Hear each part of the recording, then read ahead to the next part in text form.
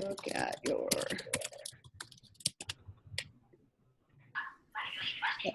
So while Jacob's checking out his sound settings, Annie's asking, is there still Math Lab on Mondays? Yes. So we've got a couple of options. So I'm going to be doing a virtual session at least once a month. But I am still on campus Monday mornings for those of you that want to come on campus, maybe want some one-on-one time, because some students find that more helpful. So that leaves you some options there. But Annie, it's not mandatory like it was last semester when there was a formal class. Okay? So Milana, right now, dear, I'm afraid I can't give you credit because I don't see you. So right now, it looks like you've walked away. Take up sound settings back.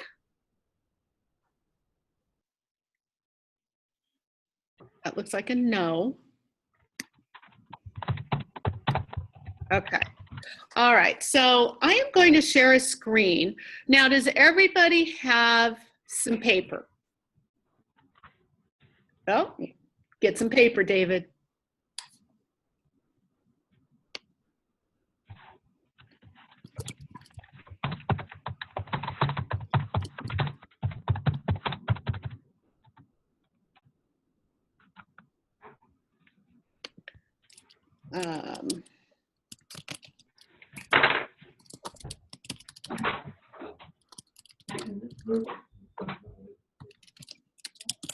Okay, so Jacob will be back.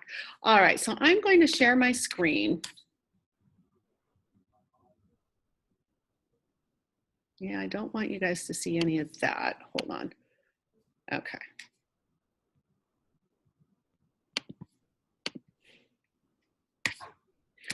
Okay. So what we're talking about today are polynomials, and specifically this is around, I want to say, lesson 705 or 706. So what I want you to do as we're getting started here, I want you to answer these questions. How the flip? God, this is impossible. Oh, Jacob, we hear you. I don't know how I'm going to do this without hearing.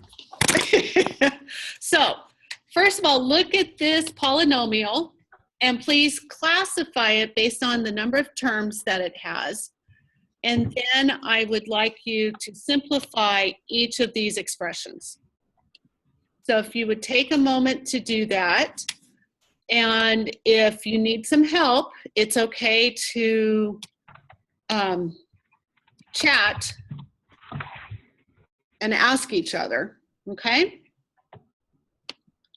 Because part of what I want you guys to be able to do is to interact and not just listen to me yammer on, okay? I can yammer on forever, those of you that know me.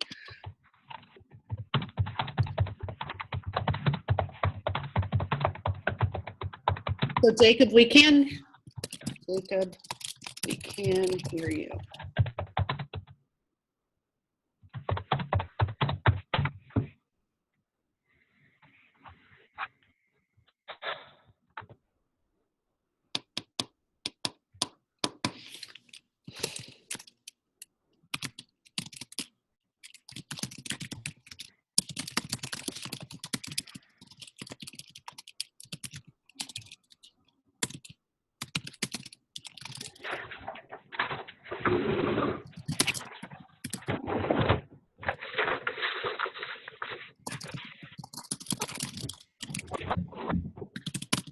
All right.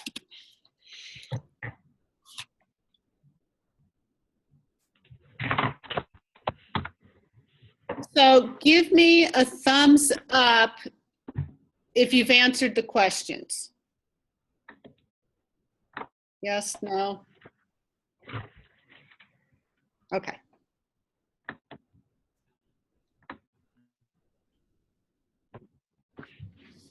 Did we lose Milana? I think so.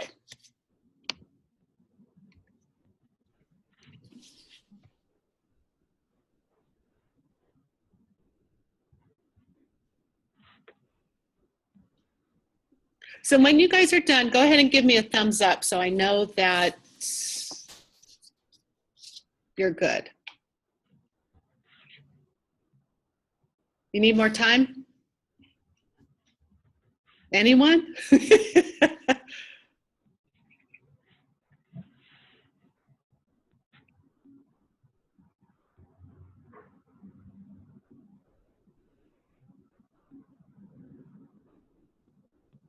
Okay, so David, why don't you tell me how you would classify this first expression? Mr. Shulga.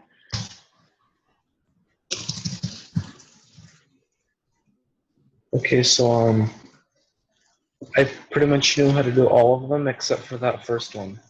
Good, then I picked the right person. So what are some ways that we can classify polynomials? There's two different ways that we can classify them. What are they? There's trinomial. Say it again. Trinomial? Trinomial? Yeah, oh yeah, trinomial, whatever. So how do you know if a polynomial is a trinomial? If it has 3 terms, Yeah, or 2 terms. yeah. So trinomials, you're exactly right. Trinomials have 3 terms. So what is another way that we can classify this? The degree? The degree, yes. And degrees are based on what? Exponents? Yeah, the number of exponents, specifically where? In the equation? No. What do you think, Sarah? Behind the variables. They are behind the variables, typically, but we're going to look in one special place when we're classifying the polynomial by degrees.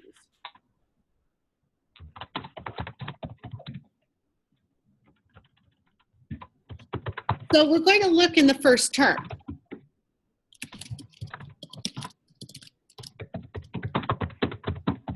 So if we look here,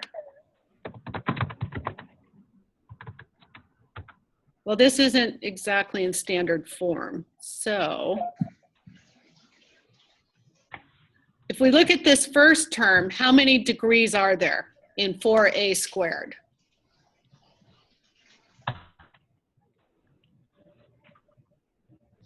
2.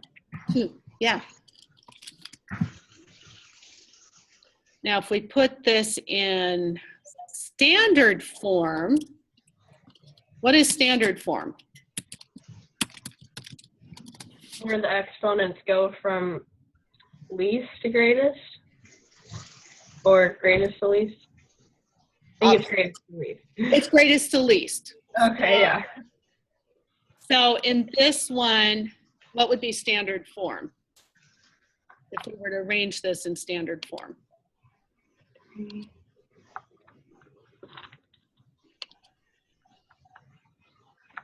You're probably all wondering, why do we care? Right? Does that seem like a fair question? You care about standard form because you're going to need to be able to put these equations into standard form to solve other problems and to correctly factor. So those are skills you're going to be doing in the next couple of modules. So being able to put it into the right form to help you solve the problems, that's why you care. All right. Is that a good enough reason to care? Maybe. Okay.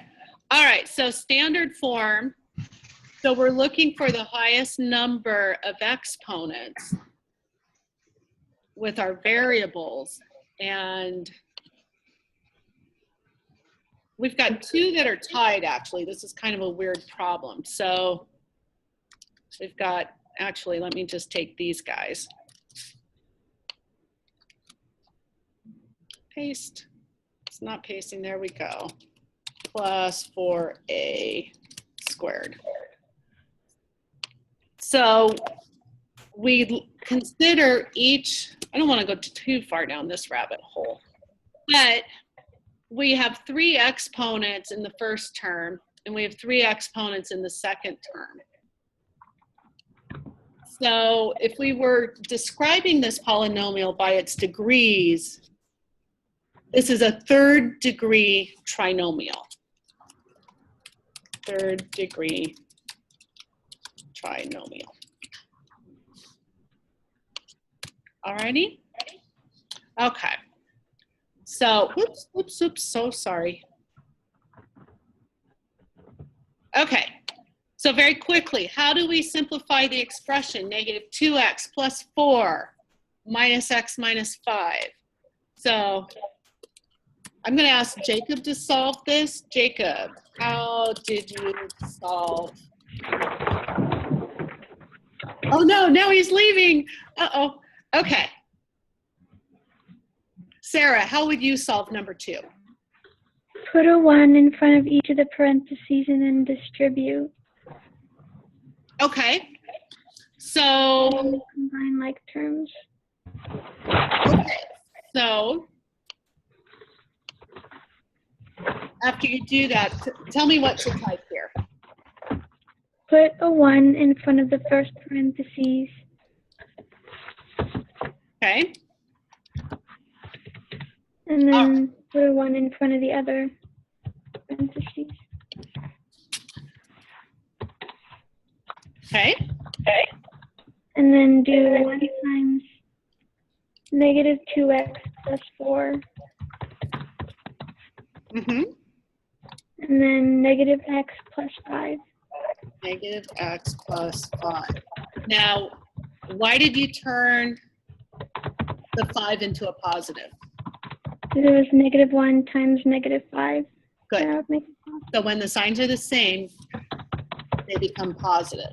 All right. So, David, what would you do next?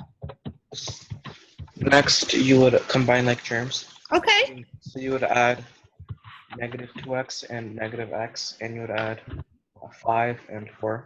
Okay. So you end up with what?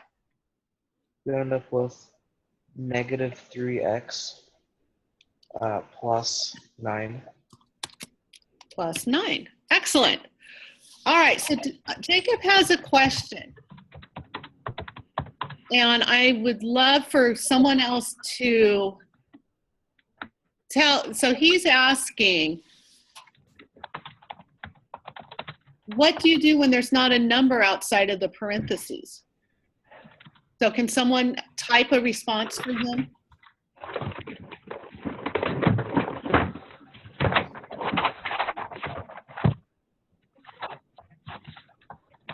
Okay, so Annie thought that we were to multiply by each term.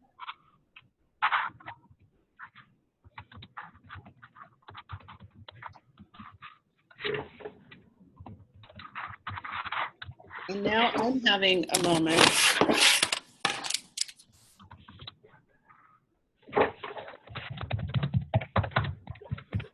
So, okay, so why wouldn't you multiply?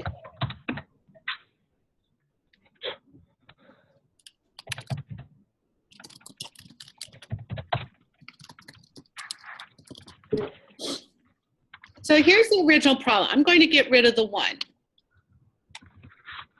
Okay, so Annie was asking, I thought we were supposed to multiply those together.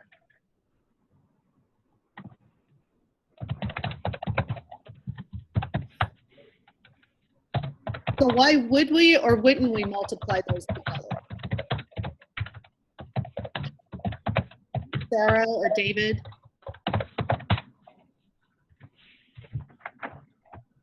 So you're supposed to be subtracting them. Right, yes.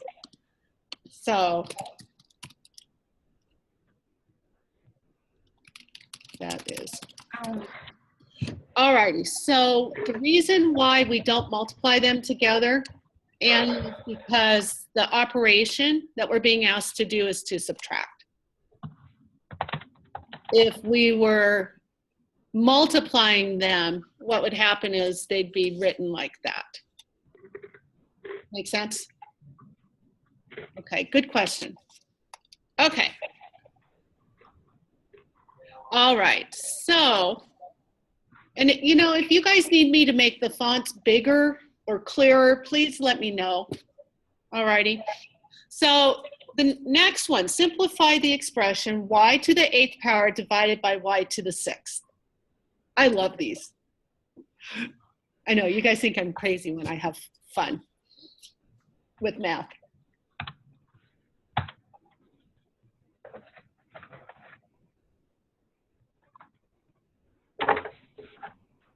Okay, so I see one answer from somebody.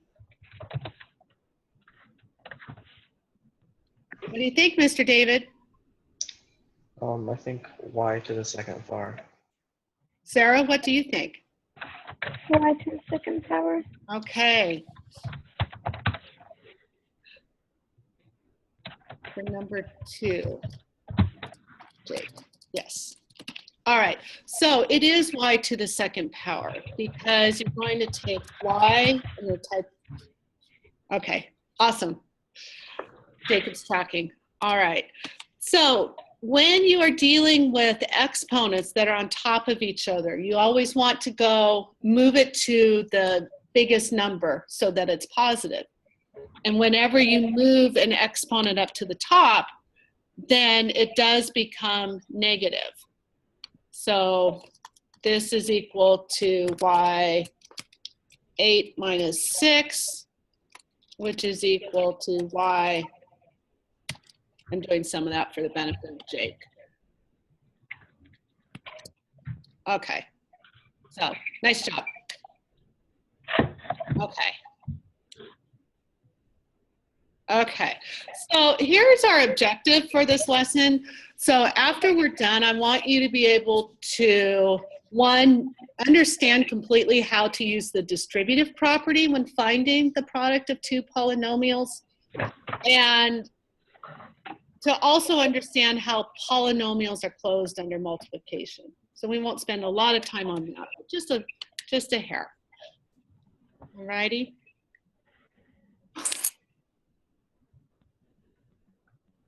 Okay. Annie, can I move? Oh, yeah. Okay. Okay. All right.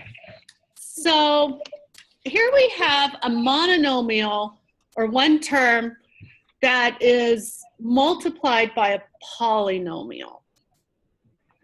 So we have 6x to the 4th power times 6x squared plus 5x minus 8. Now, what are some things you need to know when it comes to multiplying a problem like this together?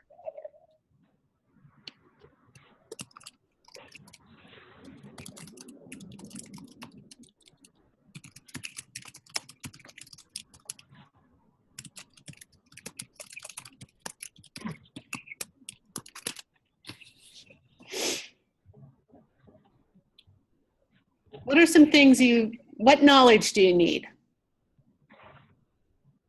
You need to know that everything in the parentheses is going to be multiplied by 6x to the 4th power. Yes. So we're going to multiply everything on the inside by 6x to the 4th. Good. What else?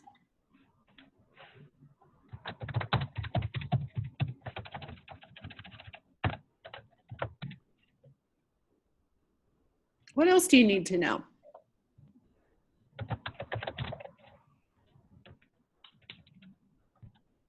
This is slightly different. What do you think, David? I don't know.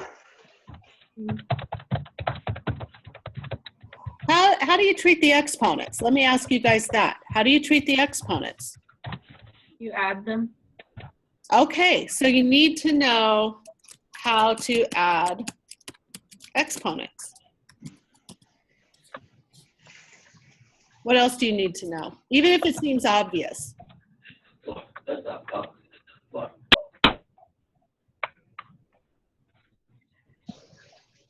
What else do you need to know? Come on, you guys. Give me one more thing. Because some of the tricks to solving math problems is understanding, one, what you already know and how you can already use it. And then maybe you have some new knowledge that you need to use. Yeah, nice job, Jake. So Jake says you would be distributing. Awesome. Okay, what's one more thing? So we have to know how to deal with the exponents. The 5x has an exponent of 1 when you add them together or multiply. Yes. Yes. So when we are distributing, I want to be able to draw. So we're going to multiply each of these terms that's on the inside by what's on the outside. So, and then the other thing that I was thinking about is we also need to know how to combine like terms. So that's what I mean when something seems obvious. And I know you guys all know about combining like terms, but it's okay if it seems obvious like that. All right, so when we are adding exponents together, or I'm sorry, multiplying exponents, how do we treat them? What do we do? Sarah? What? So when we are multiplying exponents together, so here we have 4x to the 4th power times 2x squared. How do you treat the exponents? You just add them together. Yes, yes. So when distributing, you add the exponents. Okay, so Sarah, if you multiply 6x to the 4th times 2x squared, what product do you get? 24x to the 6th power. Where are you getting the 24? 6 times, 12x to the... Okay, good. Nice adjustment. So we have 12x to the 6th power. So she multiplied the 6 times the 2 and then added the exponents. And then what, tell me what you would have next. The 30x times the 4th power. 30x, but this exponent right here has, or that x has an exponent of what? 1. 1. Okay.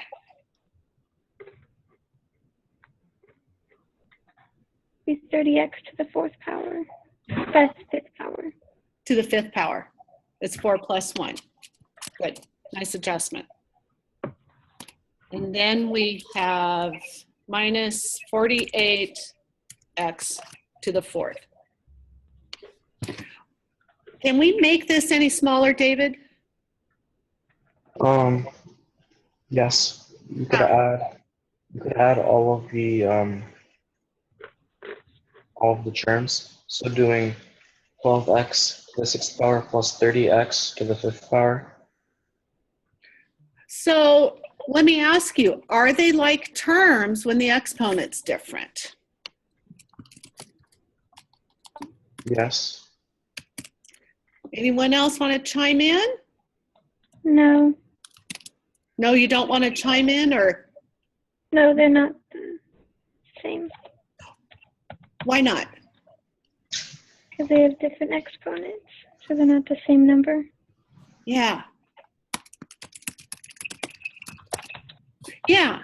So because, David, because we don't know what that x is, that we're not able to combine all those because they're growing at such a fast rate.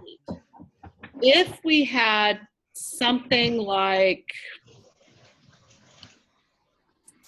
12x to the 6th power plus 30x. What's 30x to the 6th power? We could combine that. Those are like terms. So then we would add the 12 and the 30, which gives us 42. But we keep the exponents the same. Okay? Okay. Okay, that's super important. All right, so when we're working with this type of multiplication, it's just like you guys have done in other problems where you're taking what's on the outside, multiplying it by the inside. And you look for like terms, and if there aren't any, you're done. Okay? All right. So next. Okay. All righty. So how would you simplify this particular problem using distribution?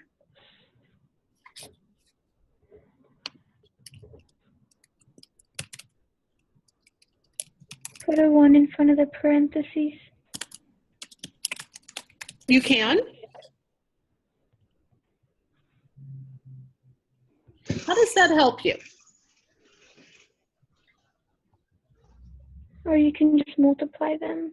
Yeah, yeah. So you can just multiply them together. So you want to make sure that you're multiplying every term together. All righty.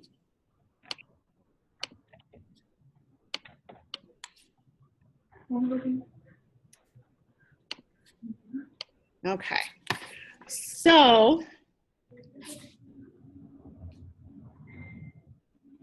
I always like to use FOIL. You guys remember FOIL? So it's just one of those cute little acronyms. First, inner, outer, last. So that's just a way to remember what you're multiplying together. So the first two terms together. Uh-oh. That's getting all wanky. That's my official term. So what's 5x times 4x? 20x. 20x what? Squared. The 2nd power. Yeah, 20x squared. Because you're taking the one exponent with the x and you're adding it to this exponent, which also has a 1. Does that make sense? So you've got x times x. All righty. So what about the next term? So let's look at what's on the outside. So we have 5x times 8. 40x. 40x. Excellent. What's next? Negative 2 times 4x. So if we stick with FOIL, that is one of the terms, but let's just go, let's use the outer terms right now. You take the 5x times 8. Am I losing my mind? Possibly. I am? Okay. Because I put those in the wrong place. Okay. So what did you say, Annie? Negative 2 times 4x. Which is what? Negative 8x. Negative 8x. And then what? Negative 16. Negative 16. Okay. So let's combine like terms. So David, tell me what you get when you combine like terms. Well, you get negative 6x. Where are you getting the negative 6x from? Oh, sorry, I wrote it down wrong. Okay. Would be 12x to the second power. So how are you getting the 12x to the second power? Tell me where that 12 is coming from. You do 20 minus 8. So are those like terms? Oh, no, they're not. Okay. So do you see any other x's that are squared in this problem? No. No. So what would you write first? You would minus 8 from 40, so that would be 32x. That's true. I would call that the second number. Well, but the first number you would write 20x to the second power. Yes, yes. And that's important because we always want to write these in standard form, where we have the largest number of exponents first. Okay? And then you combine that, which is what 32. number? 32x. X? Squared, right? No. Oh. Mm-mm. So you have 40 x's, and you're taking 8 of them away.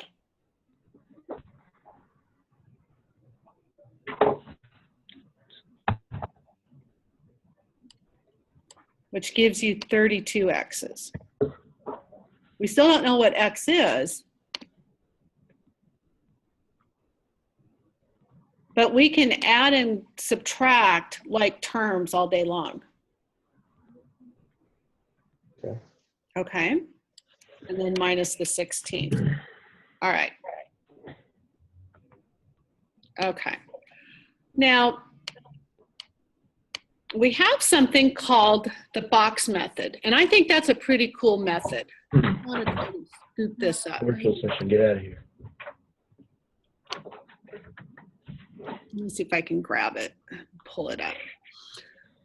All right, so the box method is where we are taking, so when you're solving, multiplying binomials together or a binomial, trinomial, you can use FOIL to solve it, that's one, or you can use the box method. And what the box method does is you take each term in the first group, in the first polynomial, and you put it across the top of a grid. So here we have the 2x squared in the first square, and then the minus 1 in the second square. So we put that across the top.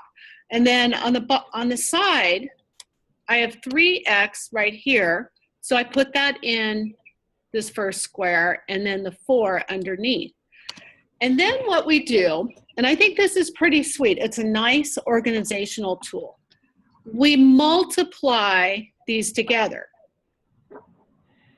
So I look here at the 2x squared, and I'm going to multiply it by 3x. So what is 2x squared times 3x?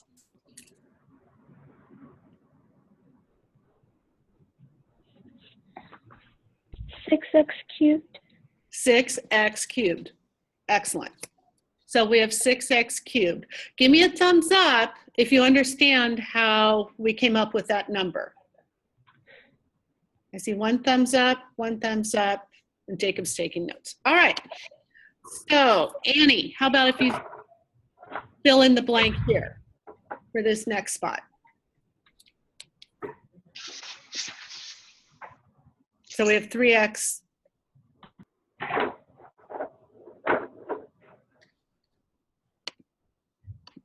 There, I'm going to unmute you. I forgot to. That's Negative. okay, I saw you talking. Negative 3x. Yeah, that's just negative 3x. All righty. David, how about here? Fill in the blank on this one. I don't know which one. This before. Okay, you do 8x to the cube. Okay. Now, the question here is, do we have an x? No, No. So, it would just be squared. yeah, nice adjustment. And then finally over here, we have 4x. Okay, so now we're going to smush them all together by combining like terms, and we want to put this in standard form. Let me see if I can move the box up here.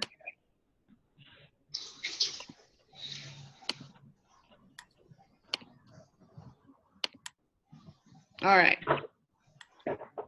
So we combine them all. The biggest term that we see right now is which one? Mr. Shulga, look for the largest exponent. 6x to the cubed. Yeah, 6x cubed. Then let's look for the next one, next biggest one. 8x squared. Yeah, 8x squared.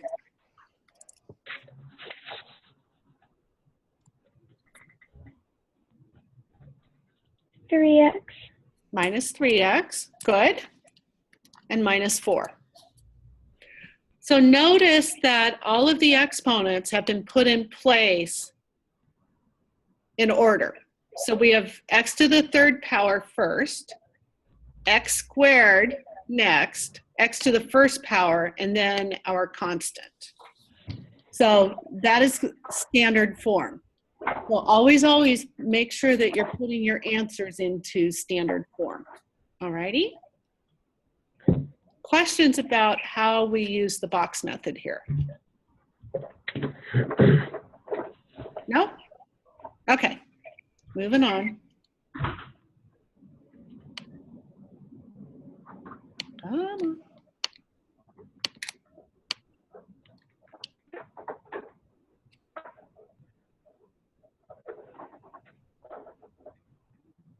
Okay, we're almost done. There we go. All right, let me erase that. Okay, so when we're looking at the closure property, essentially what you need to know is that anytime you are multiplying a polynomial by a polynomial, you're using the closure property. And that means you're going to end up with another polynomial. And this works when you're adding polynomials. It works when you're subtracting and multiplying. It does not work when you're dividing, because if you're dividing, then you're changing what's happening and you're breaking things apart. So that's how I like to think about it. You're using closure property when you are multiplying and bringing things together. And with division, you're breaking things up into their tinier parts. And so it really doesn't work then. So that's basically what I want you to know. And it does come up on the test, both for this unit and for the chapter. So I want you guys to make sure that you're understanding what's happening there. Okay? Questions about that? Nada? All right. So we are at the end of our virtual session. So what I would like you, for attending the, well, I'll hold off on that for a moment. So I have put into the class due today or tomorrow this exit slip. So you need to answer the questions by matching them up with the correct answer. And then I also want you to tell me the date that you attended the virtual session. And that's it. Now, I'm going to, for those of you who did not attend the virtual session, I'm cutting off the video now. All right, those of you that attended